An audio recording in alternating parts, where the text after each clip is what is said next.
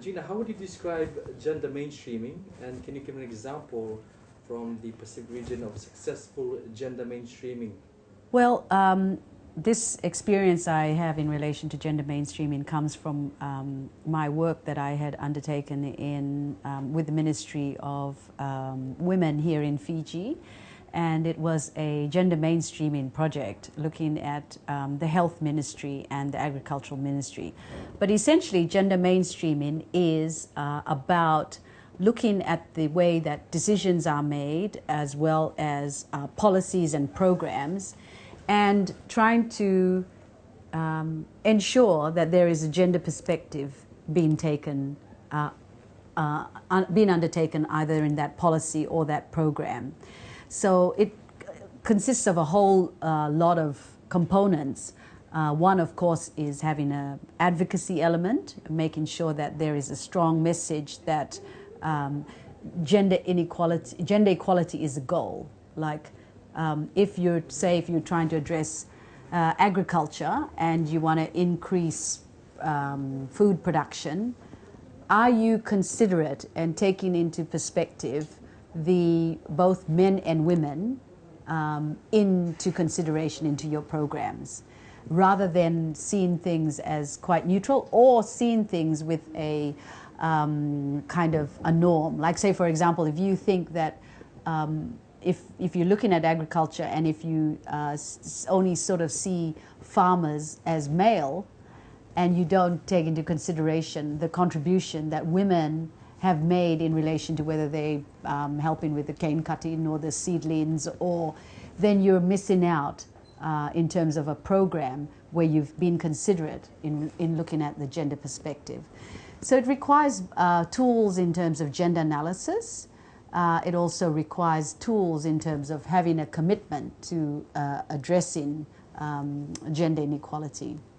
And also it requires you to undertake research, looking at the data, the sex disaggregated data, whether it's the number of male and female farmers, or it's looking at who does what in terms of who's making decisions, who's in control of some of the resources. So that's the approach. It's trying to look at whether it'll be government or whether it's an institution, and trying to see, are you ensuring that you're taking into account both men and women's perspectives? And in this case, recognizing, of course, the disadvantage faced by women, and how is it that you can address it? Yeah. Do you think the state's doing enough in terms of trying to, in regards to gender mainstream? Well, I think that if a country doesn't address gender inequality, then it's missing out. And gender equality as a goal should be a focus. So you can assess a country whether or not, say, for example, have they made a commitment to the Convention on the Elimination of All Forms of Discrimination Against Women? Have they made that commitment? Do they have a women's machinery or a national machinery that is looking at trying to change or trying to address the problems that we have in relation to inequality? So I think overall in the Pacific, there's been some progress. Not to say that things haven't progressed. I mean, now that we're seeing some of the women's machineries being set up and trying to address, whether it's economic empowerment or they're addressing women in decision making. So there has been some progress, but there's also still a long way to go, and you still have to address some of the disadvantages and the shortfalls that we see in some of the various areas. Yeah. In the Pacific, a culture plays a significant Yes. impact on gender equality. Mm-hmm. Would you think that perhaps we need to infringe on the way we do things in the Pacific? Like perhaps, for example, women in villages, they're not allowed to wear short pants, but if you go out and tell them, you can wear this, do you think the government should actually step in and actually make a vocal approach to it in terms of, because that's the basic, I think that's the basic of gender equality anyway. So what are your thoughts on that? Well, I think you've hit the nail on the head in the sense that a lot of it stems from our culture and traditions, and at the same time, the norms and the gender norms that are perpetuated and reinforced. So having those strong messages are important, and it would be the state has to send a message, a strong message of commitment to gender equality. At the same time, not just a commitment, but what actions are they taking? So in that example that you've just given, it would be about, okay, what is the disadvantage that's caused? What is the discrimination here? And does that discrimination disadvantage certain groups? And why is that a disadvantage? So, and then it would be about talking to, leaders, church leaders. So it does require a shift, and it does require a cultural change. But I think we shouldn't feel afraid of some of these changes. But it would be a matter of understanding them and seeing what is it about that particular practice or that particular norm, and how does it disadvantage certain groups? And then what ways can we address it? I think this is a way of communicating that and then sending a strong message that if a group is disadvantaged or discriminated, what can we do about it? Yeah.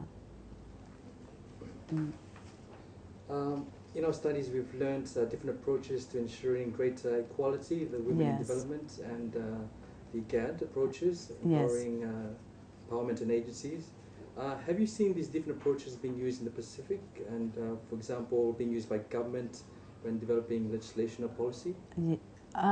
Yes, I mean, I think that, of course, in the 1970s, that sort of approach with the WID approach, just targeting women in development, and then later on realizing that, in fact, say for example, if you have microcredit schemes and you focus in just on women and their savings, and you're not taking into account the relationships that they may be having, the control over the money that they may be saving. If you're not taking into that context, both men and women, and what are the decisions they make in relation to that particular savings scheme, then you might be missing out. And of course now there's more of a shift towards more understanding in terms of rights.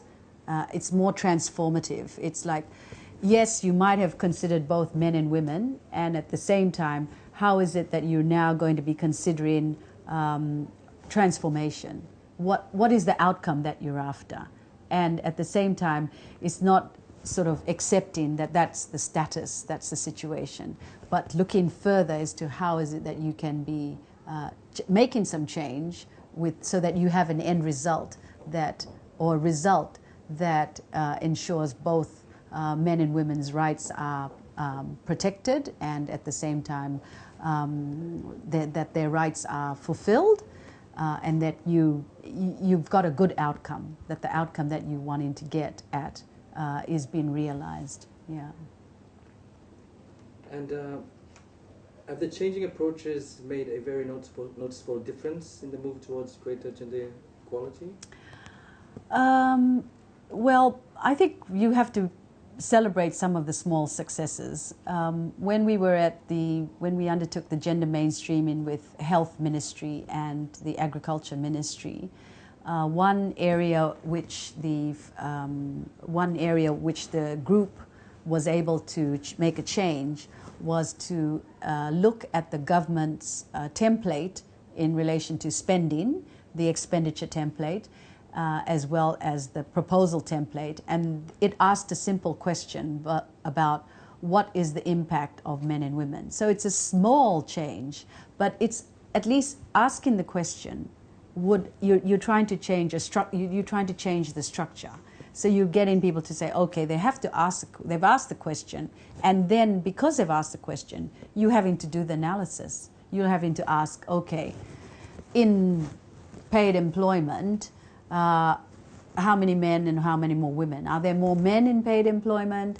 What percentage of women are earning this amount? What percentage of men? So you ask in that question, and if you wanted to reach the goal of equal pay for work of equal value, then you'd have to find the statistics. You'd have to ask that question to get to the end result.